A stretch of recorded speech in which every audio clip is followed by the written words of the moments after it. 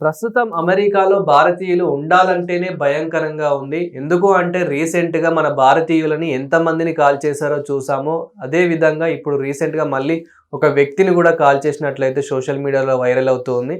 అసలు ఏం జరిగింది? మరి రాబోయే రోజుల్లో ఎలా ఉండబోతుంది అనే విషయాలైతే తెలుసుకుందాం. దీని గురించి అయితే మాట్లాడేందుకు ప్రస్తుతం మనతో పాటు సీనియర్ జర్నలిస్ట్ సిఎస్ రావు గారు ఉన్నారు. నమస్తే అండి. నమస్తే.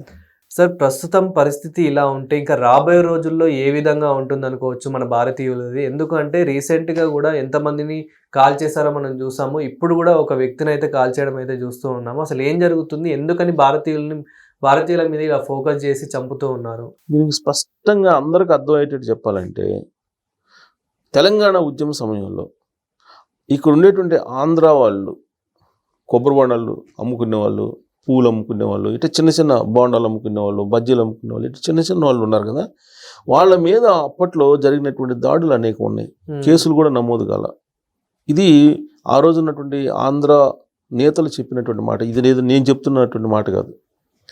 ఆ రోజున ఆంధ్ర వాళ్ళు ఇక్కడ ఉండడానికి అంటే చిన్న చిన్న వాళ్ళు, పెద్దవాళ్ళు ఏం కాదు, పెద్దవాళ్ళు ఎంప్లాయీస్ వాళ్ళందరూ హ్యాపీగానే ఉన్నారు, ఎవరికి ఏం కాలేదు. కేసీఆర్ గారు చెప్తూనే ఉన్నారు, ఒక రక్తం బట్టి చెందకుండా మనం తెలంగాణను సాధించాలని చెప్పి. అయినప్పటికీ కూడా కొంతమంది ఏం చేశారంటే, వాళ్ళు ఎక్కడికక్కడే జేఏసీలుగా ఏర్పడి ఆయా ప్రాంతాల్లో ఉండేటువంటి వ్యాపారులను ఇబ్బంది పెట్టారు. ఎల్బీ నగర్లో కానీ, కొన్ని ఇప్పుడు కూకట్పల్లిలో కానీ, అమీర్పేట కానీ, ఎస్ఆర్ నగర్, ఇట్లా చాలా చోట్ల ఈ జరిగాయి. ఇవి ఉద్యమం నాయకుడిగా కేసీఆర్ గారికి తెలిసినప్పటికీ ఆయన చేతుల్లో ఏం లేదు. ఎందుకంటే ఉద్యమ నాయకుడు ఎవరైనా సరే ఒకసారి ఉద్యమాన్ని స్టార్ట్ చేయడం వరకే. ఉద్యమాన్ని స్టార్ట్ చేసిన తర్వాత దాని ఎండింగ్ ఏంటనేది ఎవరికి తెలియదు. మధ్యలో ఏం జరుగుతుందని కూడా ఊహించలేరు. కానీ తెలంగాణలో కొంతవరకు తెలంగాణ ఉద్యమం బెటరే. ఆ సెంటిమెంట్ ఏదైతే ఉందో, ఆంధ్ర వాళ్ళని చూస్తే కొడదాము, తరిమేద్దాము అనేటువంటి భావన అప్పట్లో భావోద్వేగాలు ఉన్నాయి కదా, సేమ్ అలాంటి భావోద్వేగాలు అమెరికాలో ఉన్నాయి. ఇప్పుడు ఇండియా వాళ్ళు కనిపిస్తే కొడదాం, కాల్చేద్దాం, లేదంటే ఉద్యోగాలు తీసేద్దాం, ఇదే సిచ్యువేషన్ అక్కడ నెలకొంది. అర్థం కావడం కోసం నేను చెప్పా, తెలంగాణలో ఉండే భావోద్వేగాలు ఆ రోజున ఉద్యమ సమయంలో ఎలా ఉన్నాయో అది నేను మెన్షన్ చేయడానికి కారణం ఏంటంటే, అమెరికాలో సిచ్యువేషన్ అందరికీ అర్థం కావడానికి చెప్పా. ఇవాళ అమెరికాలో అలాంటి సిచ్యువేషన్ ఉంది. పైగా ఇక్కడికి అక్కడికి తేడా ఏంటంటే, ఇక్కడ మనకి గన్ కల్చర్ లేదు. గన్ను అనేది ఎవరికి ఇవ్వరు. ఒకవేళ ఎవరికైనా ఇవ్వాలన్నా కానీ దానికి ప్రత్యేకమైన పరిస్థితుల్లో దానికి చాలా ప్రాసెస్ ఉంటుంది, అప్పుడు మాత్రమే గన్ ఇస్తారు. కానీ అక్కడ కూరగాయలు అమ్మినట్టు అమ్ముతారు గన్స్. ప్రతి ఒక్కరి దగ్గర ఉంటాయి గన్స్. ఇప్పుడు ఆ గన్ తీసుకొని ఇండియన్స్ని కాల్ చేసిన వాళ్ళలో ఈ నెలలో 4వ వ్యక్తి కిరణ్ పటేల్ అనే అతను ఇప్పుడు తాజాగా కాల్ చేశారు.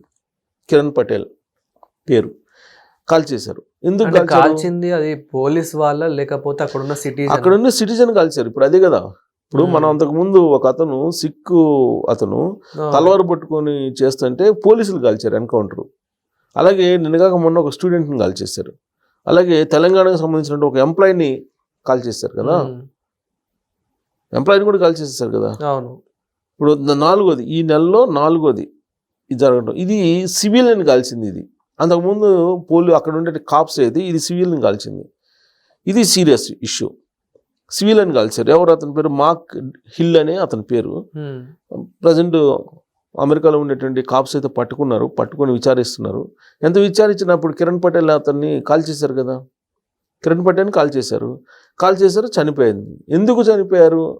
ఎందుకు అసలు ఏం జరిగింది అంటే, ఈ కిరణ్ పటేల్ ఒక స్టోర్ నిర్వహిస్తున్నారు. అక్కడ గ్రాసరీ స్టోర్స్ ఎక్కువగా ఈ గుజరాత్ వాళ్ళు, పంజాబ్ వాళ్ళే నిర్వహిస్తూ ఉంటారు ఎక్కువగా. ఈ అక్కడ గ్రాసరీస్ షాప్ నిర్వహిస్తూ ఉంటే అక్కడికి ఇతను వెళ్ళి ఆ కౌంటర్లో కూర్చొని డబ్బులు లెక్క పెట్టుకుంటుంటే ఆ డబ్బులు లాక్కోవడానికి ప్రయత్నం చేస్తే కిరణ్ పటేల్ తిరగబడేటప్పటికి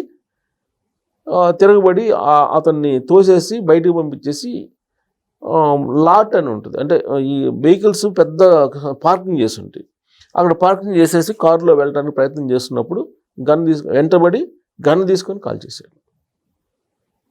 ఇది జరిగింది. గతంలో కూడా నాకు తెలిసినంత వరకు మెడికల్ షాపులు నిర్వహించేటువంటి ఒక అతన్ని, తెలంగాణ అతన్ని కాల్ చేశారు. తర్వాత ఆంధ్ర అతను అర్జున్ రెడ్డి ఏదో సమ్ పేరుంది, అతన్ని కాల్ చేశారు. ఇలాంటి దారుణాలు ఉన్నాయి. కాకపోతే ఇప్పుడు ఇది గట్టు తప్పే అవకాశాలు ఉన్నాయి. కారణం ఏంది, అక్కడ ఇండియన్స్ అంటేనే ఒక రకమైనటువంటి ద్వేషభావాన్ని రగిల్చాడు అమెరికా అధ్యక్షుడు ట్రంప్ ఇండియన్స్ మీద. వీళ్ళ కారణంగానే మన ఉద్యోగాలు పోతున్నాయి. వీళ్ళు వచ్చిన తర్వాతనే మనల్ని దోపిడీ చేస్తున్నారు. అమెరికా వనరులన్నీ మనవి కదా, మన వనరులు వాళ్ళు దోచుకొని వాళ్ళ దేశానికి పంపిస్తున్నారు. మన దేశానికి వచ్చి వాళ్ళు పెత్తనం సాగిస్తున్నారు. మన దేశానికి వచ్చి వాళ్ళ తలసరి ఆదాయం ఎక్కువ ఉంది, వాళ్ళదే ఆదాయం ఎక్కువ ఉంది. ఇవన్నీ కూడా ఇప్పుడు నీళ్లు నిధులు నియామకాలు అని చెప్పేసి ఆంధ్ర వాళ్ళు గోబ్యాక్ అని చెప్పేసి తెలంగాణలో ఎలా చెప్పారు, ఇప్పుడు అక్కడ కూడా గోబ్యాక్ ఇండియన్స్ అంటున్నారు కదా, గోబ్యాక్ ఇండియన్స్ అంటున్నారు. సో ఈ సిచ్యువేషన్ ఎందుకు వచ్చిందంటే అధినాయకుడు ఎవరైతే ఉన్నారో అమెరికా అధ్యక్షుడు ట్రంప్, అతనే రెచ్చగొడుతున్నారు. అతని వ్యాఖ్యల ద్వారా రెచ్చగొడుతున్నారు. ఇప్పుడు H1B వీసాలు తీసుకుందాం. ఏమైంది H1B వీసాలు స్ట్రిక్ట్ చేశాడు. ఖచ్చితంగా $1,00,000 కట్టాల్సిందే కొత్త వాళ్ళని చెప్తున్నారు. ఇవన్నీ ఎందుకు పెట్టారు, ఇండియన్స్ కోసమే. ఎందుకంటే 80% ఇండియన్సే H1Bలో ఉంటారు. కొత్తగా అప్లై చేసే వాళ్ళు కానీ ఆల్రెడీ ఎగ్జిస్టింగ్ వాళ్ళు కానీ ఎక్కువ ఉంటారు ఇండియన్స్. ఆ ఇండియన్స్లో కూడా తెలుగు వాళ్ళు ఎక్కువ ఉంటారు. సార్ కానీ అమెరికన్స్ అంటే మాకు తెలిసినంత వరకు అక్కడ ఎవడి పని వాడు చూసుకుంటాడు, అసలు ఇంకొకరితో సంబంధం ఉండదని చెప్పేసి వింటూ ఉంటాం. సో అలాంటిది ఇట్లాంటి ఈగోస్ అనేటివి పెట్టుకునే స్థితిలో ఇప్పుడు ఉన్నారంటారా? అది ఒకప్పుడు అమెరికా అనేది బ్యూటిఫుల్ కంట్రీ. ఇంకోటి ఏంటంటే అమెరికాకు ఒక పేరుంది, ల్యాండ్ ఆఫ్ ఆపర్చునిటీ అంటారు దాన్ని. ఎవరైనా ప్రపంచంలో వెళ్ళి అక్కడికి వెళ్తే కనుక బతకచ్చు అనేటువంటి ఒక ఒపీనియన్ ఉంది, ల్యాండ్ ఆఫ్ ఆపర్చునిటీ అని. సేమ్ ఇలాంటి ఒపీనియన్ హైదరాబాద్ మీద ఉండేది ఉమ్మడి ఆంధ్రప్రదేశ్ ఉన్నప్పుడు. ఎవరైనా వచ్చి హైదరాబాద్లో బతకచ్చు అనేటువంటి ఒపీనియన్ ఉండేది. తర్వాత ఏమైంది, అప్పుడేమి ఇప్పుడు తెలంగాణలో ఉండేటువంటి ప్రజలు అప్పుడేమి వ్యతిరేకించలేదు ఆంధ్ర వాళ్ళని వ్యతిరేకించలేదు, ఎవరిని వ్యతిరేకించలేదు. అందరూ కలిసిమెలిసి ఆంధ్ర తెలంగాణ అనే అసలు భేదభావమే లేవు కదా, భేదాభిప్రాయాలు లేవు కదా. అప్పుడెప్పుడు 69లో వచ్చింది, ఆ తర్వాత అయిపోయింది. తర్వాత ఎవరి పని వాళ్ళు చేసుకుంటున్నారు. కానీ తెలంగాణ టీఆర్ఎస్ పార్టీ పెట్టుకొని రాజకీయపరమైనటువంటి ఆలోచనతో ఆయన రాష్ట్రానికి సంబంధించి ప్రత్యేక రాష్ట్రం ఉద్యమాన్ని తీసుకొస్తేనే ఈ టీఆర్ఎస్ పార్టీకి మనుగడ ఉంటుంది అనేటువంటి ఉద్దేశంతో తీసుకొచ్చారు. తీసుకొచ్చిన తర్వాత ఏమైంది, లాస్ట్కి సేమ్ అమెరికాలో ఉన్నటువంటి పరిస్థితులు కూడా ఇవాళ ఒకప్పుడు అక్కడ ఎవరి పని వాళ్ళది. నిజంగా కూడా చాలా బ్యూటిఫుల్ కంట్రీ. అక్కడ జనరల్గా ఆ కంట్రీ గురించి చెప్తారు, అమెరికా గురించి. 2-3 ముక్కలు కనుక మనం ఉపయోగిస్తే బతకచ్చు అంట హ్యాపీగా. ఏంటంటే ఎక్స్క్యూజ్ మీ, సారీ, థ్యాంక్స్, ఈ 3 చెప్తే చాలంట. ఎక్స్క్యూజ్ మీ, సారీ, థ్యాంక్స్, ఈ 3 ఉపయోగిస్తే కనుక హ్యాపీగా బతకచ్చు అని అంటారు. నిజంగా కూడా బ్యూటిఫుల్ కంట్రీ. నేను వెళ్ళాను కదా, నాకు తెలుసు. ఎవరు మన ముఖం తెలిగిపోయినా హాయ్ హవర్కి అని అంటారు, ముఖం తెలిగిపోయినా. అలాంటి కంట్రీలో ఇవాళ ఈర్ష్యా ద్వేషాలను నింపింది ఎవరు, ట్రంప్. అందుకే రేవంత్ రెడ్డి గారు ఏమన్నారు తెలుసా, తెలంగాణ ట్రంప్ అని చెప్పి ఈ మధ్య కామెంట్ చేశారు. ట్రంప్ చేసేటువంటి వ్యవహారాలని బేస్ చేసుకుని తెలంగాణ ట్రంప్ ఫామ్ హౌస్ నుంచి బయటకు రావట్లేదని చెప్పి కామెంట్ చేశారు. ఆ ట్రంప్తో అందుకే రేవంత్ రెడ్డి గారు కంపారిజన్ అందుకే చేసేది, ఈ మధ్యకాలంలో చేసిన కంపారిజన్ అది.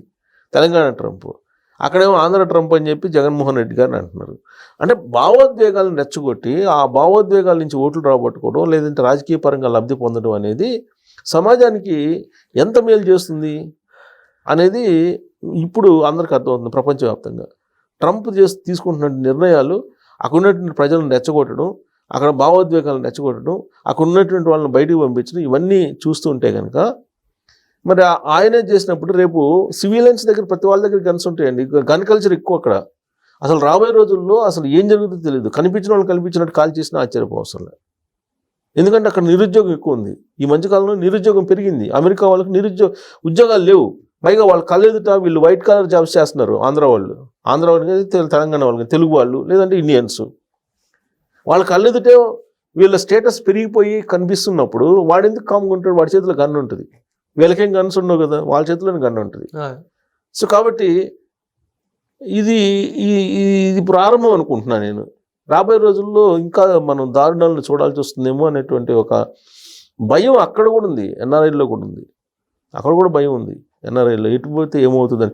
ఇది జరిగింది ఎక్కడ, నార్త్ కరోలినాలో. ఎక్కువ మంది మన వాళ్ళు ఉంటారు ఇండియన్స్. నార్త్ కరోలినా అనేటువంటి ప్రాంతంలో మన వాళ్ళు చాలా ఎక్కువ మంది అక్కడ ఉంటారు. ఇది జరిగింది ఇన్సిడెంట్ అక్కడ. సో రేపు రాబోయే రోజుల్లో చెప్పలేము ఏం జరుగుతుంది ఏంటనేది. Thank you sir. Thank you.